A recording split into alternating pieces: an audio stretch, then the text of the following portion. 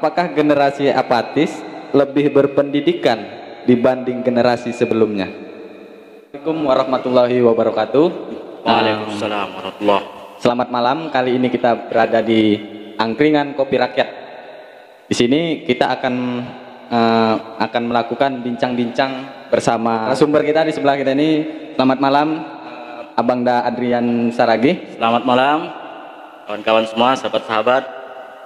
Jadi untuk lebih kita paparkan lagi tentang bincang-bincang ini dalam tema generasi apatis, apakah itu sah-sah saja? Nanti akan dipaparkan oleh narasumber kita, Adrian Saragih. Baik, langsung saja ya, tanpa memperbuang waktu kita serahkan saja kepada narasumber kita. Saya persilahkan. Baik, terima kasih pada Irji selaku moderator. Selamat malam sahabat-sahabat semua. Assalamualaikum warahmatullahi wabarakatuh. Semoga kita malam ini terus diberikan keberkahan.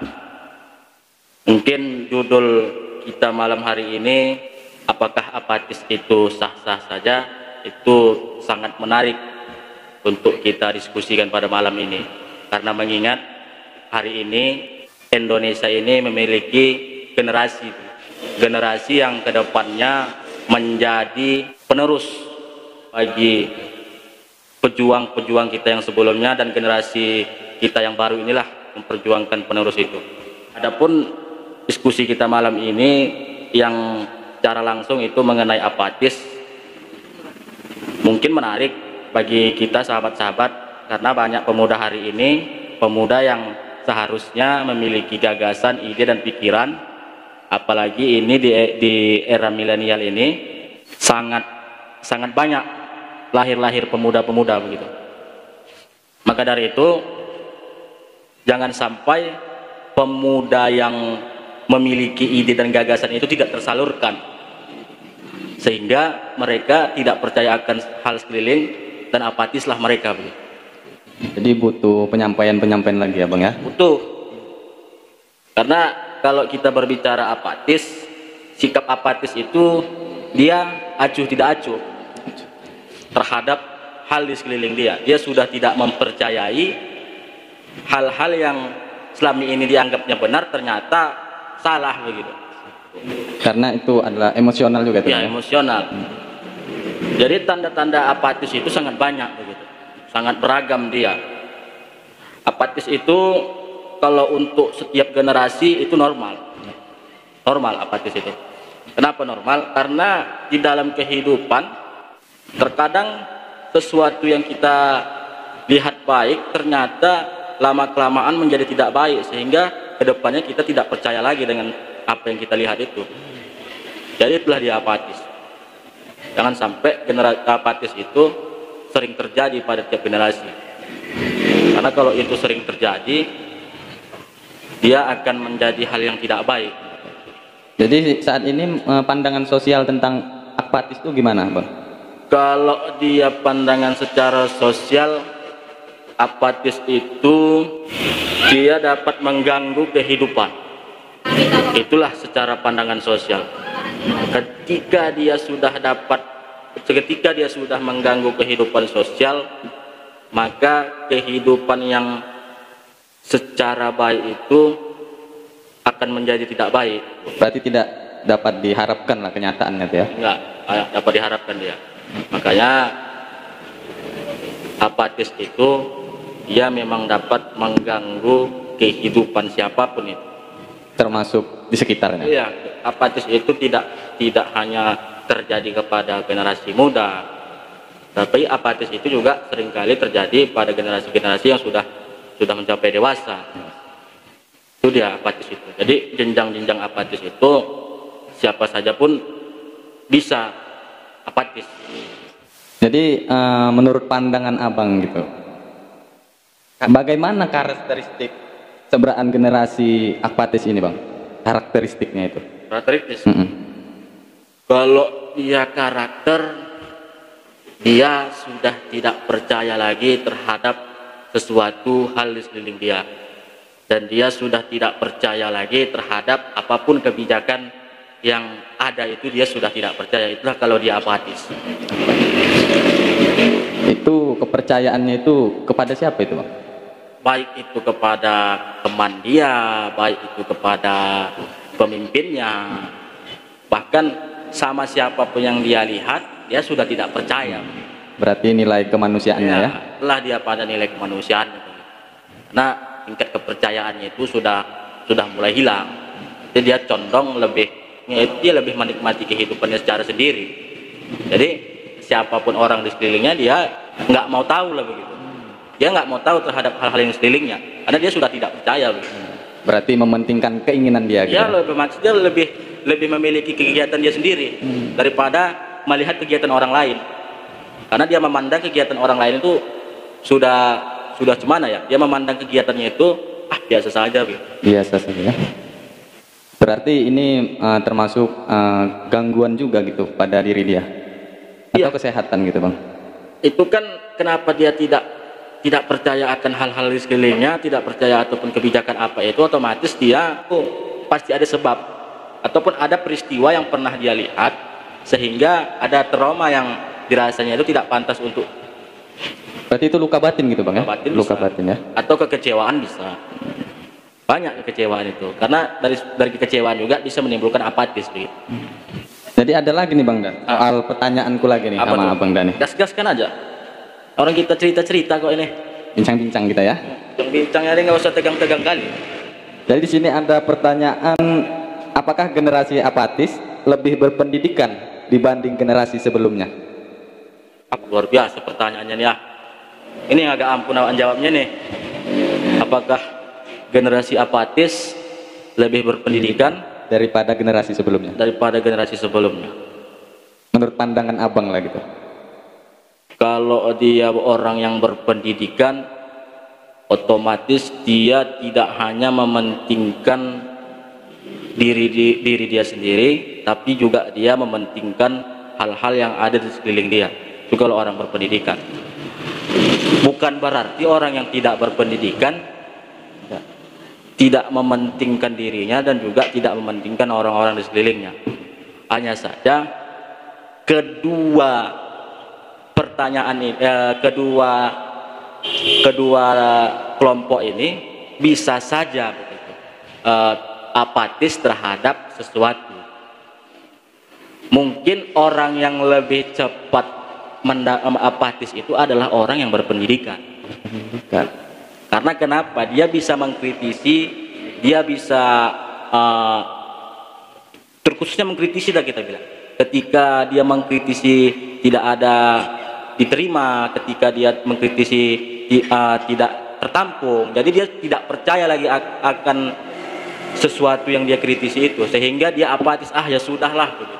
Jadi timbulnya itu dari sebab itu tadi, Bang? Iya, itu sebab itu tadi. Karena kan kalau orang-orang yang berpendidikan ini kan, dia kan sangat pintar begitu. Pintar lah kita bilang orang yang berpendidikan, orang yang memiliki wawasan, orang yang memiliki ilmu. Ketika ada suatu kebijakan yang menurutnya tidak cocok untuk orang di sekeliling, dia kan langsung mengkritisi begitu. Banyak contoh-contohnya begitu. Orang-orang yang berilmu, orang-orang yang berpendidikan, ketika mengkritisi suatu kebijakan tidak diterima, sehingga lama-kelamaan dia menjadi muak dan nggak acuh lagi terhadap kebijakan-kebijakan itu. Jadi timbullah apatis itu. Jadi itulah dari hasil berpendidikan ataupun dibandingkan generasi sebelumnya itu tergantung gitu, Bang, ya? Tergantung. Makanya apatis sekalipun kita nggak bagus juga, karena itu dapat merusak mental. Jadi kalau mental udah rusak, maaf cakapnya, masa depan itu pun pudar begitu. Jangan sampai apatis yang berkelanjutan ini terjadi kepada orang-orang di sekeliling kita. Jadi kalau itu terjadi pada orang-orang di sekeliling kita, siapa lagi yang mau mengkritisi kebijakan-kebijakan itu begitu. Berarti ini bersangkutan dengan mental juga ya, iya, Bang, ya? Iyalah. Makanya perlunya bimbingan orang sekitarnya ini. Oke, baik. Sebelum kita lanjut lebih memperdalam tentang bincang-bincang generasi apatis ini, jangan lupa buat teman-teman semua, kita datang di Angkringan Kopi Rakyat. Di sini kita makanan yang begitu enak, tempat yang begitu nyaman gitu ya. Jangan lupa. Nah, baik, kita lanjut ya bersama narasumber kita. Gimana Bang? Kita lanjut saya lagi ya. Oke, lanjut. Oke, tadi kan berbicara soal mental nih Bang. Jadi ada pertanyaan di sini.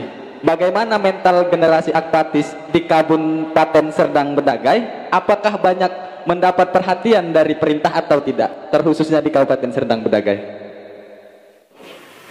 Kalau menurut pandangan dan pandangan saya ya, pemerintah hari ini bekerja sesuai aturan.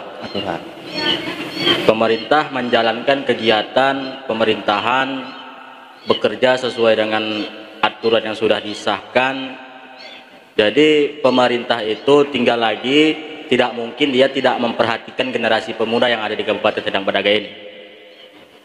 Seharusnya pemuda di Kabupaten Serdang Bedagai ini dia harus bisa membuat kegiatan yang positif, kegiatan yang bermanfaat. Jadi jangan membuat kegiatan itu kegiatan yang tidak ada sisi positifnya begitu. Hari ini kan ketika kita berbicara pemuda, pemuda itu memiliki ide dan gagasan. Kalaupun pemerintah tidak mendukung ide dan gagasan pemuda, ya coba salurkan aja begitu. Ketika pemerintah tidak memperhatikan, masyarakat kan memperhatikan. Jadi kita tidak perlu mendapat penilaian itu hanya dari pemerintah saja begitu. Tetapi coba kita membuat kegiatan itu, biarkan masyarakat, biarkan rakyat yang menilai. Kalau generasi apatis sudah pasti dia tidak mau lagi tahu tentang apapun kondisi kabupaten hari ini begitu. Ya mereka sibuk dengan kegiatannya begitu. Mereka sibuk dengan aktivitasnya. Kalau mereka itu generasi apatis, mereka lagi tidak lagi memperdulikan tentang pemerintahan, tentang isu politik, tidak lagi memperdulikan tentang apapun itu kehidupan masyarakat. Mereka tidak lagi memperdulikan. Kalau menurut saya, pemerintah itu tak akan mungkin tidak memperdulikan generasi pemuda yang ada di Kabupaten Serdang Bedagai ini. Jadi pemerintah itu sudah bekerja, sudah terus sekarang ini pemerintah juga terus giat-giatnya melakukan pembangunan. Otomatis ketika pemerintah bekerja, pemuda juga dilibatkan. Karena kan banyak kita lihat di media-media kan pemerintah juga melibatkan pemuda-pemuda. Bahkan pemerintah juga ketika melakukan kunjungan-kunjungan di tiap-tiap kecamatan, pemerintah juga menggandeng pemuda. Saya rasa pemerintah Kabupaten Serdang Bedagai hari ini cukup memperhatikan pemudanya. Hanya saja pemudanya itu harus lebih giat lagi menunjukkan kualitas dan potensi mereka terhadap pemerintah. Jangan menjadi generasi yang apatis lah kita bilang. Karena kalau pemuda Serdang Bedagai apatis, tidak peduli terhadap Kabupaten Serdang Bedagai, siapa lagi yang akan melanjutkan kepemimpinan di Kabupaten Serdang Bedagai ini? Kalau pemudanya apatis semua, bagaimana nasib Kabupaten Serdang Bedagai ini 10, 15, 20, 30 sampai 50 tahun ke depan? Pemuda jangan sampai mati rasa. Jika pemuda mati rasa, bukan hanya daerah saja yang mati, tetapi bangsa pun juga akan mati. Karena dari pemuda akan lahir pemikiran-pemikiran dan ide gagasan terhadap bangsa dan negara ini. Karena pemuda jugalah yang dapat merumuskan kemerdekaan negara kita ini ya. Iya, karena bantuan dari pemuda, bahkan ada sumpah pemuda. Itu kan semua kan pemuda. Jadi hari ini pemuda jangan sampai mati rasa. Kalau mati rasa, matilah suatu bangsa. Apalagi terkhusus di Serdang Bedagai, ayo begitu pemuda-pemuda itu harus sigap terhadap hal-hal yang di sekelilingnya gitu. Harus benar-benar berani, bersikap sosialnya itu tinggi. Jangan sampai sikap sosialnya itu rendah begitu. Ayo gitu datangi masyarakatnya, tanya keluh kesah masyarakatnya. Jadilah pemuda yang bermanfaat untuk masyarakat. Jadi jangan jadi pemuda yang suka mementingkan individunya saja begitu. Dan juga jangan jadi pemuda yang memiliki kegiatan harus diperhatikan pemerintah. Saya rasa enggak begitu. Jadi berarti ini Bang suatu hal di mana generasi apatis ini dia lebih memfokuskan diri dia, tidak ada tumbuh rasa peduli gitu ya Bang ya? Ya, karena mereka kan sudah tidak percaya lagi terhadap hal-hal sekelilingnya, apapun itu.